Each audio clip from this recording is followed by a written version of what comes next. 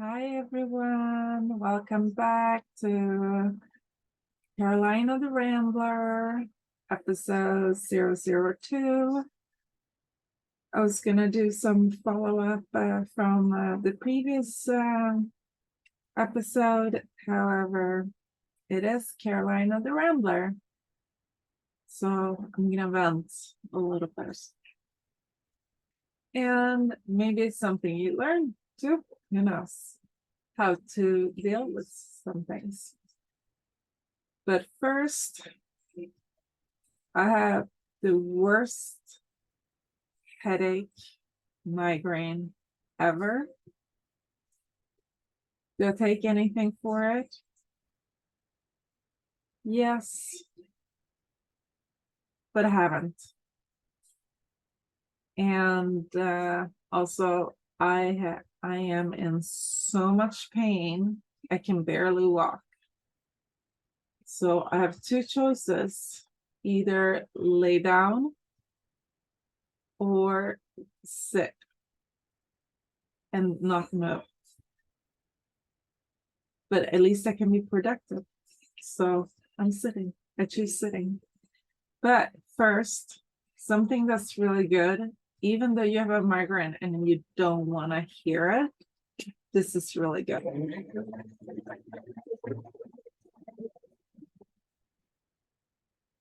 So this is so refreshing. And even I actually notice, even with a migraine, it's really, really good. It is very simple. Normally, I don't use dairy, like definitely not. So this is just banana and milk. Very simple.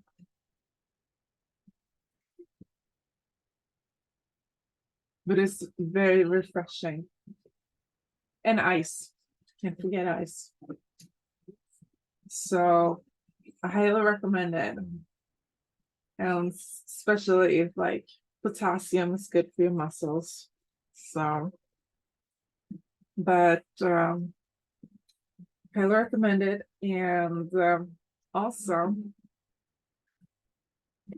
I'm gonna give you a little bit of background of my pain. Well, it kind of my issues of pain. I don't even know how to describe it because it's like the pain is so off the chart. But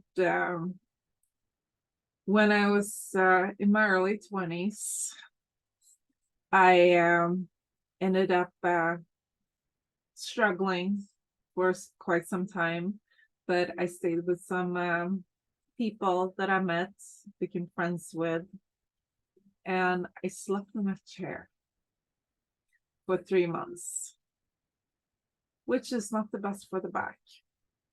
That's kind of where I think everything triggered a little bit, like annoyed the back a little bit. But I was fine. It's like no biggie, but a little bit of pain, no ibuprofen, and then move on. But then in summer of 2008, it was a lot going on at the stables where I worked at. And I was tacking up this young horse, 5-year-old, 18 hand. And unfortunately, this horse was very smart.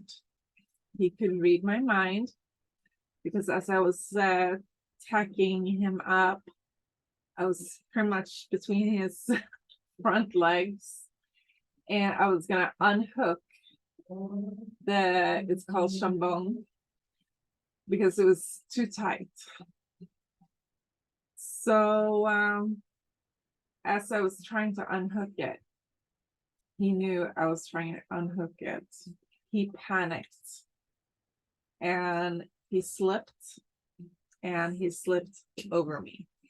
So just imagine 1,500 pounds over you. not only that, it was concrete ground. So 1,500-pound horse, concrete. So not so fun. I couldn't move my arm for about a year and a half. And I went to physical therapy and they're like, oh, reach the bookshelf up there. I'm like, seriously? I can't even move my arm. So how on earth am I gonna like reach the bookshelf up there? So I did my own physical therapy. I have an amazing friend, best friend, and she has horses. So we did, she does Icelandic riding and also horse and carriage. So I did a lot of horse and carriage. And when you sit like this, now, let's see, like this, you kind of strengthen your muscle a bit more because you also have a horse that you kind of pull, give, pull, give. So similar to that. It's a little bit hard to show, but that's kind of how I rehabilitated my arm back. And it's really funny because it took, let's see, it took about 13 years for a finally get a specialist to look at my shoulder. And the first thing he says when he looks at the x-ray, your collarbone has been broken. Well, that explains it, why I couldn't move my arm, why it was so much pain. So it was, but it was like, it's nice to get clarification when you're suffering and you don't know why. You think it's just your imagination and there's no reason for it, but there was a reason. So I finally got the surgery on my shoulder, but then I had a bunch of other stuff happening. And then, like, not only that, in 2010, it wasn't like huge car accident or anything. It was, I was passenger and the car type was a Volvo, you know, these long Volvos, like slim, tiny, rectangle kind. And it was just a big coach bus behind us. And it was just a little tap. I mean, you barely felt it. However, it was either 2 or 3 days later, I wasn't able to walk at all. It was scary. I literally had to, I remember because I was babysitting at the time, staying at a friend's house, and I literally had to drag myself with my body to my friend, and I said, I can't walk, I can't do anything, like I don't know what to do. And I think that's kind of where it all triggered, like the main back injuries. Like you had a little incident, me slipping in a chair, then a couple of years later the horse accident, major horse accidents, and then 2 years later the car accident. But that little tap, I mean, it's like you may not feel that you get hurt, but and it hits you right away, but it can hit you a day later, 2 days, 3 days later. So always have yourself checked out. I learned the hard road, but that was kind of the trigger. And after that, it's been a nightmare. I continue doing some babysitting, but it was rough. It was really rough. I continued trying to be active. I would like bike, you would do all these long walks. I like to challenge myself. It's like one big thing. And but sometimes I wouldn't be able to walk at all. And it was horrible. And I would end up in the hospital and they would give me morphine and I was back to being functional. But it was like, that's not a life to live. And then it went to the point where in the 2013, where I got completely bedridden. And I realized I'm in the States. It's like, this is not working. I need to go back to Sweden, where I'm originally from, and investigate, see what's going on. I need to go physical therapy, go to spine center over there. And I've never done so much physical therapy, but it didn't do anything. And the spine center didn't do anything. They literally gave me like ibuprofen, like, here you go, this is for the pain. Yeah, did not work, did not help.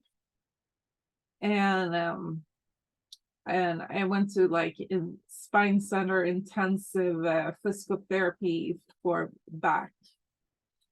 And yeah, they're like, do this, do that, and like a bunch of exercises. And like, I can barely walk. So it's like, how do you expect me to do this exercise? It's like,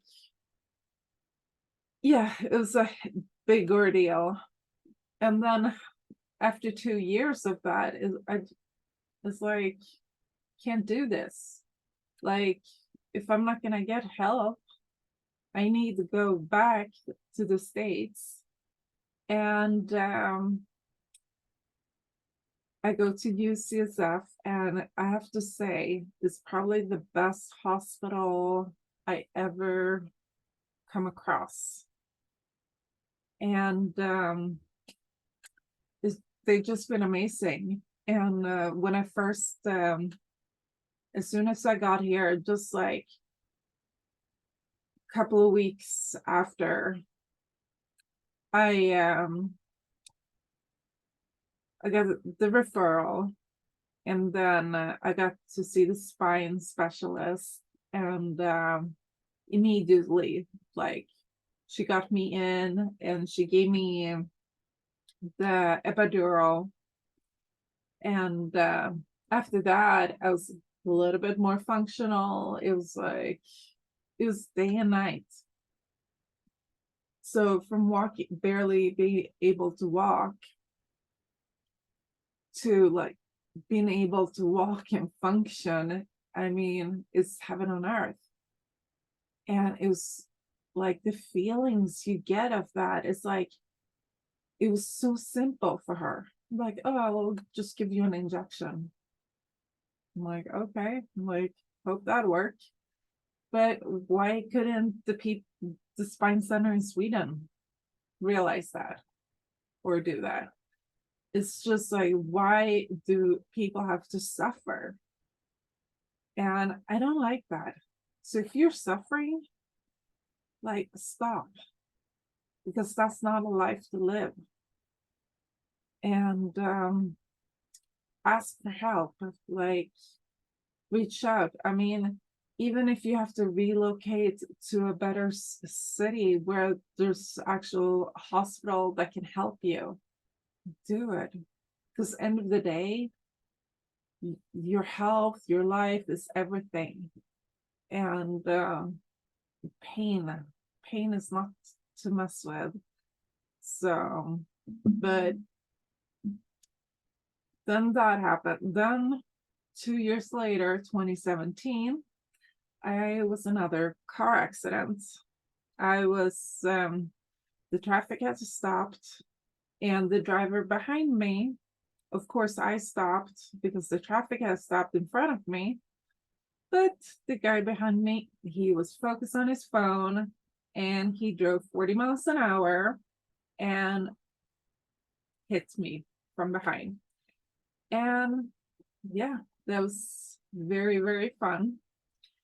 I already scheduled because I was trying to get back to horseback riding for physical therapy, and that was a no go because I tore both of my ligaments in left and right ankle. I mean, it was like seriously, like I don't know if it ever happened to you, but like, what are the odds? And I never broken anything. Knock, knock on wood. But it's like, come on, seriously? So it took me about 2 years to get that surgery scheduled.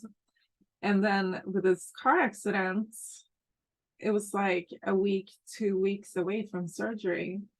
But because of the car accident, I went to the hospital to get checked out because I was hurting so much in my left, more than normal. And they're like, no, no, no, it's fine. It's just where we're going to have the surgery. Like, yeah, don't worry about it. Like, okay, well, a week later, I wake up, I can barely breathe. Like, it was insane. I've never felt anything like it. So I never called the ambulance. It's like they want to charge you like $4,000. Like, don't even, like, even if you're dying, like take a taxi or something. Uber, Uber Lyft. But or have your friend drive you. But yeah, so but I'm like, it's whatever. But it turned out that what I felt in my left leg was actually a blood clot. And because my doctor said, oh, it's nothing, it's just where we're going to have surgery, which is easily missed because, I mean, kind of the same spot. So I get it. It's not a big deal. But yeah, that blood clot traveled to my lungs and heart. So I ended up with a pulmonary embolism. So yeah, a lot of fun. And then I ended up in the hospital for about 10 days. A lot of fun. And it's so funny because you have the doctors and they're like, oh, you're dying, you need this medication and you need to do this, and oh my god. I mean, it was hilarious because of the things I've been through in life. I'm to the point in life where I'm like, whatever happens, happens. I'm not gonna go kill myself. No. It's like that's never gonna happen. But if I get a pulmonary embolism and I pass away, then so be it. It's like, I guess it was my time. But I kind of felt like they were panicking for me. So I didn't have to panic. I'm like, yeah, take it easy. Don't stress. And I mean, this is it. I mean, it was hilarious. I was just laughing and they couldn't get it. Like, why are you laughing? It's like, and I'm just like, well, like, you keep telling me I'm dying. So like, and I'm still here. But then as I was leaving, they're like, oh, you gotta go on blood thinners, blah blah blah, for so this long. I mean, oh my god, those blood thinners, $800. It's insane.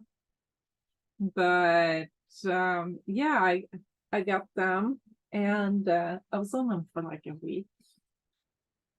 And then I'm just like, because I'm not a medicine person.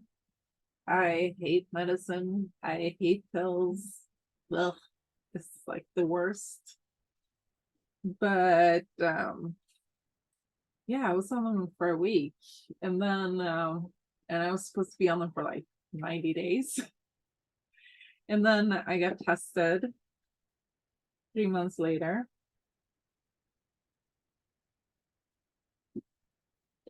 So delicious. So, and definitely, I don't have like powder, like stuff like that. Actually, I do, but it's at my job. So I like to do these at my job. But it was, I got tested, and it's gone. However, sure, the preliminary embolism is gone, but I don't know why, but my blood clot kept coming back. Like, first, like every 6 months. Then it's like from every 6 months to like for a year. Then it was like it came back one time for the year. And then since then I've been clear. So it's great, but it's like annoying. It's like it's a pain, and it's weird because I can feel it. I can kind of feel when I get it. So it's kind of like, yeah, weird. Blood clots, you do not. But if you feel a pain or whatever that's really weird, that shouldn't be, or like you not normally, have it checked out. Definitely. I would highly recommend, especially if you're in a car accident. Because I mean, sure, nothing happened to my legs, but something happened because I got the blood clot. But yeah, it's just a lot. And I so going to these doctors, I'm trying to investigate like what else is like where is this pain coming from, because it's like unbearable. It's like it's I mean, I really just want to cry right now because I'm in so much pain. But I'm rambling instead. It's kind of like,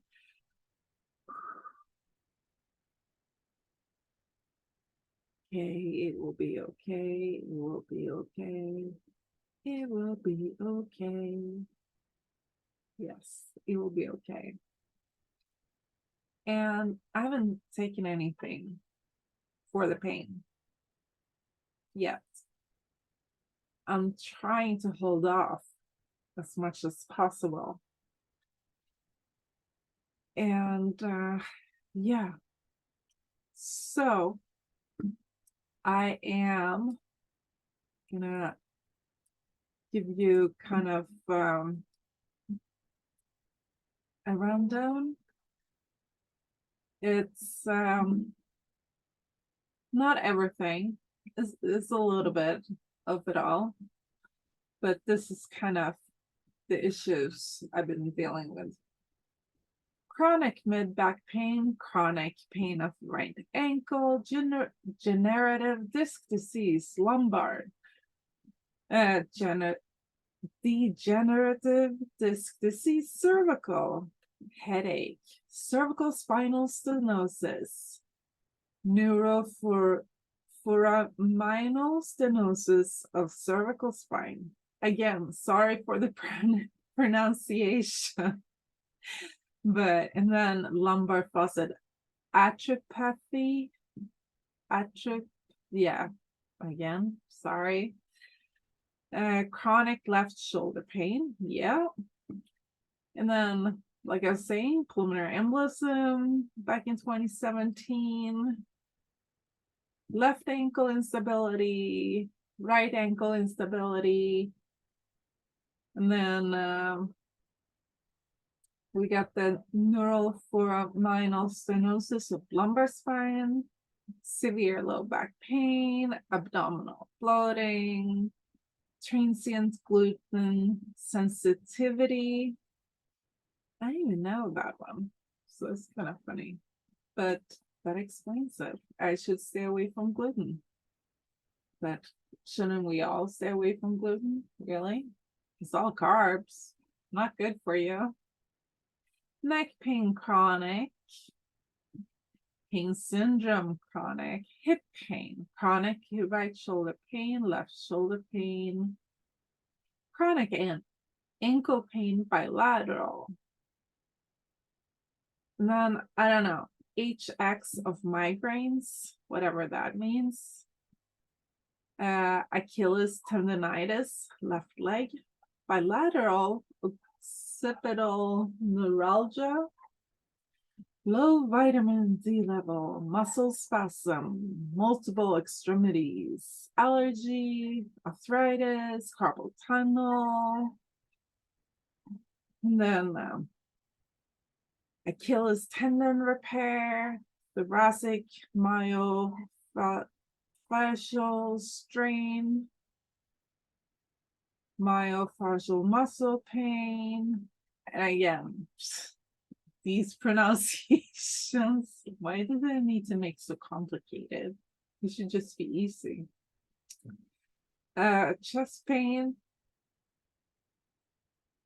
I mean, it's kind of like pretty much since 2017, get this really bad chest pains. And I used to get panic attacks. So it's kind of related to that. And then lumbosacral stenosis. And to be honest, I have no idea what majority of these means. I just know the areas. I mean, not areas of the names, but the areas I'm in pain in. And then chronic pain of both knees. Hell, I would say yes, but right knee. So this was like in high school when I was riding, and it was really embarrassing because I got this horse and the horse just like took off and it just dragged my knee against the wall all around. And I mean, it was insane. So that's my right knee. The left knee, I got stuck between a big tree when I was out riding. So the horse sitting in the saddle, so I have the tree stopping my knee pretty much, and then the horse. Yeah, that was very painful. So, and as you get older, that's kind of where it all coming from. And then yeah, I had syncope or near syncope. They couldn't really figure that one out, but I think that one runs in the family, so explains things. Then 2020, I had a gastric bypass. Yeah. And then on top of that, I have hold on.